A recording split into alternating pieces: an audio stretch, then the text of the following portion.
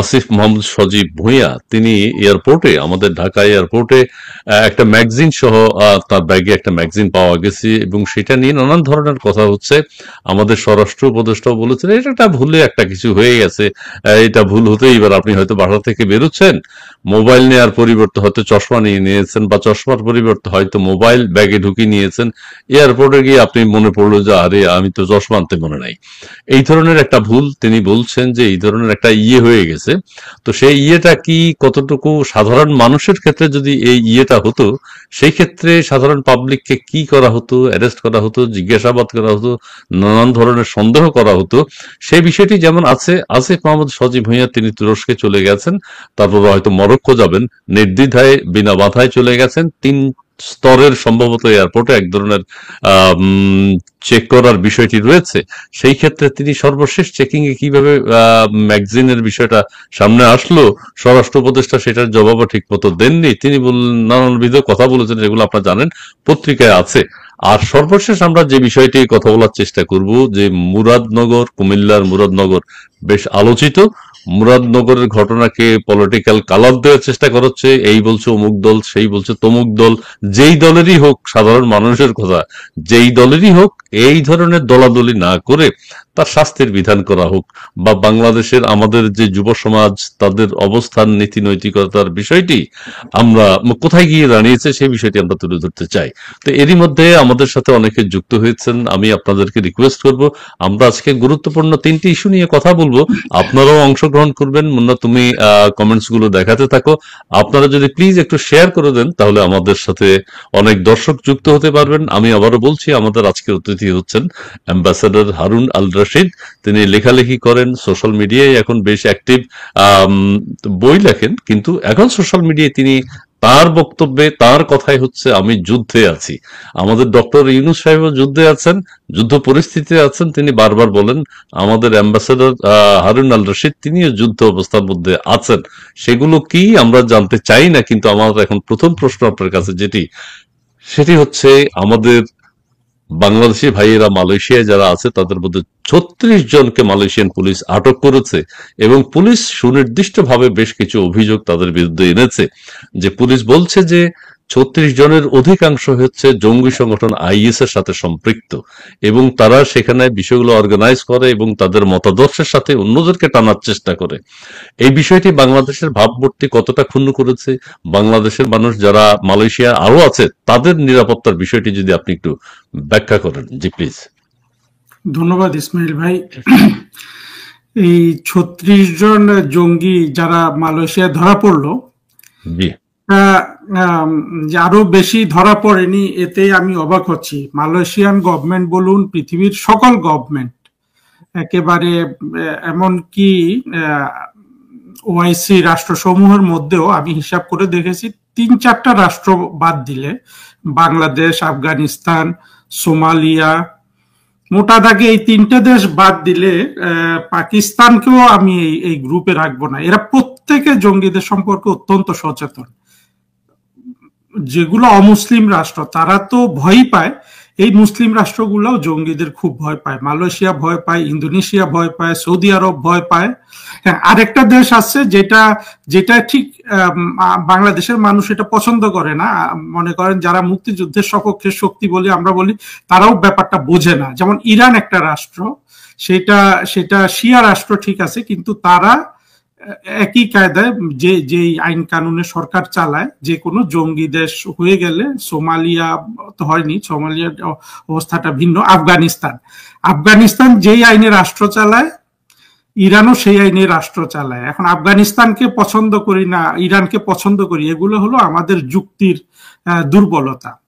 তো যে জায়গায় বলতে চাচ্ছি 36 ধরা পড়েছে, কিন্তু এটা আরো বেশি ধরা পড়তে পারতো, কারণ আমার ধারণা ওইখানে প্রচুর জঙ্গি আছে, বাংলাদেশি জঙ্গি আছে। এমনকি দেখেন ওই যে গত 1 শতাব্দীতে মুসলমানদের সবচেয়ে ক্ষতি যে লোকটা করেছে, জাকির নায়েক, সেও কিন্তু মালয়েশিয়া থাকে।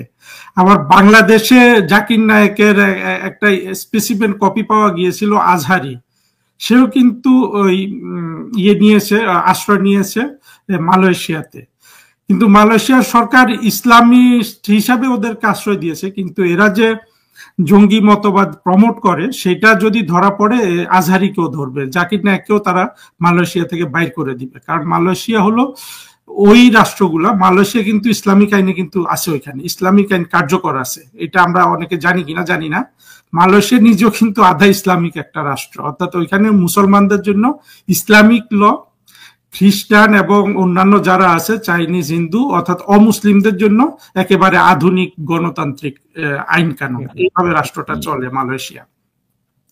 কিন্তু জঙ্গিবাদকে ওরা প্রশ্রয় দিবে না, যে যদি ধরা পড়ে এটা ইয়ে করবে। তো তারা খুব সিরিয়াসলি বলছে মালয়েশিয়ান পুলিশ প্রধান যে জঙ্গিবাদের কোন প্রকার ছাড় মালয়েশিয়ার মাটিতে হবে না, সেই যে দেশেরই হোক। এইটা শুধু মালয়েশিয়া কেন, আপনি এই কয়েকটা রাষ্ট্র বাদ দিলে, বিশেষ করে বাংলাদেশ আফগানিস্তান বাদ দিলে, সোমালিয়া তো সরকার অত শক্তিশালী না, এই তিনটা রাষ্ট্র বাদ দিলে আর কোথাও জঙ্গিবাদের কোনো স্থান বর্তমান পৃথিবীতে নাই। বিশ্বের 200টা দেশের মধ্যে এই তিনটা দেশে শুধু জঙ্গিদের স্থান আছে। বাংলাদেশে আছে, বাংলাদেশ তো এখন অফিসিয়ালি শুধু ঘোষণা দেওয়ার বাকি, বাংলাদেশে যে জঙ্গি রাষ্ট্র হয়ে গেছে এটা সারা বিশ্ব দেখতেছে। তো এই 36টার কথা আমি যেটা বলতে চাই, দেখেন গত বছরের যে আন্দোলনটা ছিল, এই আন্দোলনটা যে একটা জঙ্গি আন্দোলন ছিল এটা আমরা বহুভাবে প্রমাণ পাচ্ছি। এই মালয়েশিয়ায় 36 জঙ্গি ধরার পর নতুন ভাবে আমরা একটা প্রমাণ পেলাম যে এটা একটা জঙ্গি আন্দোলন ছিল। জঙ্গি আন্দোলনের মাধ্যমে প্রধানমন্ত্রী শেখ হাসিনার একটা নিয়মতান্ত্রিক সরকারকে, তার সরকারের যেসব লোকজন ছিল তাদের মূর্খতার জন্য এই জঙ্গি আন্দোলনটাকে তারা সময় মতো ডিল করতে পারে নাই, কিন্তু রাষ্ট্রটা পড়ে গেল একটা জনপ্রিয় বলার চেয়েও বলবো যে দেশপ্রেমিক প্রধানমন্ত্রীর হাত থেকে। একেবারে রাষ্ট্রের প্রতি কোনো ধরনের কি বলে যে কোনো ধরনের দায়িত্ববোধ নাই, মানুষের প্রতি কোনো ধরনের মমত্ববোধ নাই, জীবনে নিজের স্বার্থ ছাড়া অন্য কিছু চিন্তা করে নাই, এমন একজন একেবারে জানোয়ার মার্কা লোকের হাতে রাষ্ট্রটা পড়ে গেল, সেই হলো ইউনূস। তো আমি যদি ওইদিকে আরেকটু পরে যাই, আমরা তিনটা বিষয় নিয়ে আজকে আলোচনা করি। স্পেসিফিকলি এখন মালয়েশিয়ায় যারা বসবাস করছে তারা এক ধরনের উদ্বিগ্ন। এই ব্যাপারে আপনারা তাদের উপর কি প্রভাব পড়তে পারে? আপনি যদি দেশের সম্মান ক্ষুণ্ণ হওয়া একটা জিনিস, আর একটা হলো মালয়েশিয়া বাংলাদেশে এরা কিন্তু উদ্বেগ, আপনার কথা কিন্তু এখন তারা শুনবে যে বাকি বাংলাদেশিদের অবস্থানটা এখন কি হওয়া উচিত বা তাদের মধ্যে কি ধরনের উৎকণ্ঠা বিরাজ করছে, সেটা স্বাভাবিক কিনা। না, ধন্যবাদ। এই প্রশ্নটা খুবই গুরুত্বপূর্ণ ছিল, আমি ভুলে গিয়েছিলাম। বাংলাদেশে ইউনূস যে সরকার চালাচ্ছে এবং আমরা প্রতিনিয়ত যাদেরকে এই সরকারের নিয়ন্ত্রক হিসেবে দেখছি, এরা যতদিন বাংলাদেশের ক্ষমতায় থাকবে ততদিন যদি এই ক্ষমতা যদি দীর্ঘায়িত হয়, শুধু আজকে মালয়েশিয়া যেসব শ্রমিক আছে তাদেরই ভবিষ্যৎ আপনার আশঙ্কার মধ্যে না, আমি বলবো মধ্যপ্রাচ্য সহ যেসব দেশে বাংলাদেশি শ্রমিক যায় সবার ভবিষ্যৎ চরম আশঙ্কার মধ্যে ইউনূসের অধীনে এটা পড়তে থাকবে। কারণ পৃথিবীতে আপনি যত চেষ্টাই করুন, একটা জঙ্গি শাসনকে আপনি লুকিয়ে রাখতে পারবেন না। হ্যাঁ, এটা এরা 8-10 মাস লুকিয়ে রেখেছে, কারণ হলো ইউনূসকে ওরা ওই জন্যই ওইখানে বসিয়েছে। এবং আমি বারবার বলেছি, আপনারা দেখবেন ইউনূসের যারা সমর্থক এবং জঙ্গি তাদের একটাই কথা ছিল যে আমাদের সামনে যদি ইউনূস থাকে তাহলে আমরা যা খুশি তাই করব, কিন্তু ইউনূসের চেহারা দেখে সারা বিশ্ব আমাদের কার্যক্রমকে, আমরা যে জঙ্গি কার্যক্রম করছি সেটা তারা আর মনে করবে না। অর্থাৎ ইউনূস সামনে থাকলে সব ধরনের জঙ্গি কার্যকলাপ থেকে বিশ্ব চোখটা বন্ধ করে রাখবে। এক্স্যাক্টলি সেই ঘটনাটাই ঘটেছে কিন্তু, এবং সাফল্যের সাথে ঘটেছে। ইউনূস যে একটা বাটপার লোক, এটা তো ইউনূসের একেবারে ক্লোজ মনে করেন যে যারা তার পৃষ্ঠপোষক, ইউনাইটেড স্টেটসের ধরেন বারাক ওবামা বুঝতে পারবে কত বড় বাটপার, হিলারি ক্লিন্টনরা বুঝতে পারবে, কারণ এরা তার সাথে ঘনিষ্ঠভাবে মিশেছে। অন্যান্য দেশের নেতারা তো আর ওইভাবে মেশে নাই। আর যেসব দেশের বিভিন্ন দেশের এনজিও করে যারা, ওরাও কিন্তু পৃথিবীর সব জায়গায় আপনার এই ধরনের বাটপার কিছু সংগঠন আছে যাদের ব্যবসা বাণিজ্য রুজি রোজগারি হলো কাউকে সাইনবোর্ড হিসেবে ব্যবহার করা। গত 30-40 বছর ইউনূস এদের সবার সাইনবোর্ড হিসাবে ব্যবহৃত হয়েছে। ফলে দেখবেন ইউনূসের ঘরে যতগুলো পুরস্কার ঢুকেছে সারা বিশ্বের কোনো মানুষের কিন্তু আর এত পুরস্কার নাই। না না, এটা দিয়ে আমাদের এক ধরনের সাকসেস আছে এই দিক দিয়ে। হ্যাঁ, এই পুরো পুরস্কার গুলা যে একটা বাটপারির অংশ, সারা বিশ্বের বাটপারদের চক্রের মধ্যে ইউনুস যে সবচেয়ে একটা একটা একটা একেবারে ব্লেজিং স্টার, সেটাই তার কথা, তার জিনিসটা প্রমাণ করে। কিন্তু তারপরেও ইউনুসের এই জঙ্গি শাসন এবং জঙ্গিরা যে বাংলাদেশের এখন ক্ষমতা নিয়ন্ত্রণ করছে এবং জঙ্গিরা যেখানে সেখানে কত অনাচার করছে, আমরা হয়তো পরে সেখানে আসতে পারি, এগুলো তো বিশ্ব দেখছে, আপনি তো কোনো কিছু লুকিয়ে রাখতে পারবেন না। এই জায়গাটাতে সবচেয়ে বেশি আশঙ্কাগ্রস্ত, সতর্ক হবে যেই দেশগুলো বাংলাদেশ থেকে শ্রমিক নেয়। এবং আমি বলবো শুধু মালয়েশিয়াতে না, এক সময় এই ইউনুসের শাসন, জঙ্গিদের শাসন চলতে থাকলে সৌদি আরব, কাতার, ইউএই, মালয়েশিয়া সবগুলা দেশ বাংলাদেশ থেকে শ্রমিক নেওয়া বন্ধ করে দিবে। ওকে ওকে ওকে, আমি আমি আমি এইটা এখানে শেষ করতে চাই। আমি প্রিয় দর্শক যারা মালয়েশিয়া থেকে দেখছেন বা মধ্যপ্রাচ্য থেকে দেখছেন বা বিভিন্ন দেশে যারা আছেন, আমাদের প্রিয় ভাই বোনেরা, আপনারা একটা জিনিস মনে রাখবেন, যারা জঙ্গি হিসেবে চিহ্নিত হয়ে গেছে তাদের সংশ্লিষ্টতা থেকে আপনারা দূরে থাকবেন, নিজেদেরকে নিয়ন্ত্রণ করবেন, নিজেরা ওই দেশের আইন কানুন মেনে চলার চেষ্টা করবেন। যে ভাই বোন যে দেশেই অবস্থান করেন না কেন সেই দেশের আইন কানুন মেনে চলার চেষ্টা করবেন, তাহলে বাংলাদেশের সম্মান অক্ষুণ্ণ থাকবে। আর আরেকটা বিষয় হচ্ছে, মালয়েশিয়াতে যে আইএস এর সঙ্গে সংশ্লিষ্ট বাংলাদেশি ভাইয়েরা ধরা খেয়েছেন, এটা কিন্তু দেশের এই যে জনশক্তি রপ্তানির ক্ষেত্রে একটা বিরূপ প্রভাব পড়বে। অন্যান্য দেশও বাংলাদেশে থেকে জনশক্তি আমদানি করতে কিন্তু চিন্তা করবে একবার। আর আমি দর্শক মন্ডলী, আপনারা যারা আমাদেরকে প্রশ্ন করছেন, বিভিন্ন মতামত দিচ্ছেন, আমি একটা কথা বলতে চাই। আমাদের আজকের বিষয় স্পেসিফিকলি একদম 3-4টা বিষয় নিয়ে আমরা কথা বলবো। একটা হচ্ছে মালয়েশিয়ার যে 36 জন বাংলাদেশে আটক হয়েছে, বাংলাদেশের 36শে জুলাই পালিত হবে, প্ল্যান প্রোগ্রাম চলছে। এটার সাথে একটা চমৎকার মিল হয়ে গেছে, কিভাবে যেন কাকতালীয় ভাবে 36 বাংলাদেশি জঙ্গি আটক, আবার 36 জুলাই বাংলাদেশে হচ্ছে। ঠিক আছে, আর আরেকটি বিষয় নিয়ে আমরা আলোচনা করব। আপনারা এয়ারপোর্টে আসিফ মাহমুদ সজীব ভুঁইয়ার যে ম্যাগাজিন পাওয়া গেছে, সে বিষয়টি নিয়ে অনেক কথা বলছেন, এইটা নিয়ে আমরা এখন কথা বলবো। আরেকটা কথা বলবো হচ্ছে কুমিল্লার মুরাদনগর বিষয়ে। আমি দর্শকদের একটু, আপনারা লাইভটি একটু শেয়ার করে দিবেন, অনেকেই আমাদের সাথে যুক্ত হয়েছেন, আপনাদের সবাইকে ধন্যবাদ জানাচ্ছি। আমি ওই 2-1টা প্রশ্ন একটু স্যার নিয়ে নিই। যে মোহাম্মদ সুমন ভাই, আমি নিজে মালয়েশিয়ায় থাকি। এই যে মালয়েশিয়ার জনগণ আমাদের এখন ছোট ছেলে দেয় ভাই, একদম মানে নিচু হয়ে গেছেন, এই ধরনের কথা বলছেন। চোখে কই আমরা বলে মুনাফিক, মানে বাংলাদেশিদেরকে মুনাফিক বলে, এই যে উৎকণ্ঠার কথা জানিয়েছেন, তারা শুনছেন কিন্তু মালয়েশিয়া থেকেও অনেকে।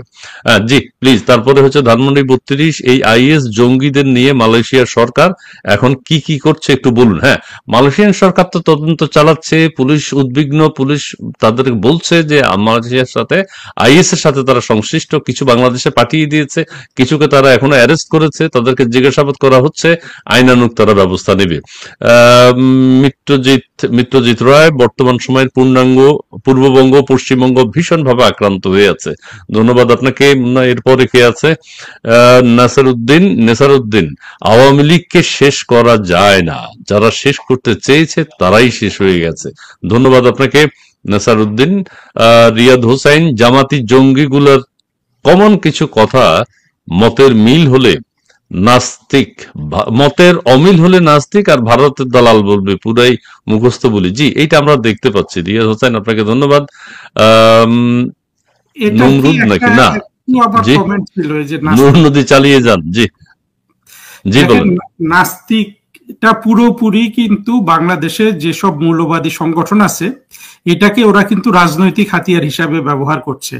নাস্তিকেরকে যে ধর্মমতে তাদের যে বিধান করতে হবে, এইটা ইয়ের করার কিন্তু কোনো সততার মধ্যে তারা নাই। দেখেন বদরুদ্দিন উমর, তারপরে আরো যারা নাস্তিক আছে, যে ফরহাদ মজার, এই নাস্তিক গুলার ব্যাপারে তাদের কিন্তু কোনো ধরনের মাথা ব্যথা নাই। কিন্তু যেসব লোক, যেমন অধ্যাপক জাফর ইকবাল, উনি নিজে বারবার ঘোষণা দিয়েছেন যে কোনো দিন আমি ইসলাম ধর্মের বিরুদ্ধে কোনো কথা বলেছি, এমন কথা যদি কেউ প্রমাণ করতে পারেন তাহলে উনি লেখা ছেড়ে দিবেন, ইত্যাদি ইত্যাদি বলেছেন। কিন্তু তারপরও কিন্তু ওই মৌলবাদীরা কিন্তু ওই জাফর ইকবালকে বারবার আক্রমণ করে। তাহলে দেখা গেল কি, যেসব লোক মুক্তিযুদ্ধকে সমর্থন করে, বাংলাদেশের মুক্তিযুদ্ধের পক্ষে আছে, তাদেরকেই ওরা নাস্তিক ট্যাগ দিয়ে হত্যা করতে চায়। আর যারা তাদের পক্ষে কথা বলে, তাদের সমর্থন করে, এই লোকগুলো নাস্তিক হিসাবে রাস্তায় এসে ঘোষণা দিল, তারা কিন্তু কিছু বলে না। একদম জলজ্যান্ত প্রমাণ হলো সেই বদরুদ্দিন ওমর, ফরহাদ মজার, আরো কে কে আছে, আমি ওগুলোর দিকে যাচ্ছি না, কিন্তু অনেক আছে। তার মানে হলো যে দেখেন, এরা চরম অসৎ, বাংলাদেশের মৌলবাদী সংগঠনগুলা। এদের মধ্যে সততা, ন্যায়বোধ এবং নৈতিকতা বলতে কিছু নাই। শুধু তাদের পারপাস যারা সার্ভ করবে তারা নাস্তিক হলেও 7 খুন মাপ, আর তাদের পারপাস যারা সার্ভ করবে না তাদেরকে ছলে বলে কলে কৌশলে নাস্তিক ট্যাগ দেয়া। এই জিনিসটা আমি দর্শকদের খেয়াল করতে বলবো। ধন্যবাদ। জি জি, অনেক ধন্যবাদ আপনাকে। আনিসুর রহমান, মুক্তিযুদ্ধের স্মৃতি স্মারক যারা দিচ্ছে ভেঙে গুড়িয়ে, তাদের হবে ফাঁসি, আসছে দিন ফুরিয়ে। জি, ধন্যবাদ আপনাকে। আনিসুর রহমান কবি হয়ে গেছেন। হ্যাঁ, আহসানুজ্জামান কাইয়ুম, মালয়েশিয়ার সরকার এসব জঙ্গিদের বিরুদ্ধে কি কি ব্যবস্থা নিয়েছে তা বিশ্লেষণ করার জন্য অনুরোধ জানাচ্ছি। সেটা হচ্ছে একটা, হ্যাঁ, আইনানুগ ব্যবস্থা তো অবশ্যই হবে, তারা চিহ্নিত করেছে অলরেডি, তারা যে শব্দটি উচ্চারণ করেছে এটি আমাদের জন্য তো অত্যন্ত মানে দুঃখের। বাংলাদেশের যে ভবিষ্যৎ কি হবে। আহমেদুল্লাহ আসিফ বিমানবন্দরে জঙ্গি হামলা করে নাই, সেই জন্য ওনার প্রতি কৃতজ্ঞতা জানাচ্ছি। হ্যাঁ, এটা আমরা অবশ্যই কৃতজ্ঞ। আপনাদেরকে অনুরোধ করতেছি আসিফকে ধন্যবাদ জানানোর জন্য। এই তো ভাই বুঝে গেছে। আহমদুল্লাহ, আপনাকে অনেক ধন্যবাদ। ধানমন্ডি 32, ইউনুসের নোবেলটাই তো বাটপারি করে, হিলারি গিফট ফর বাটপার। আচ্ছা, ঠিক আছে, ধন্যবাদ। আমরা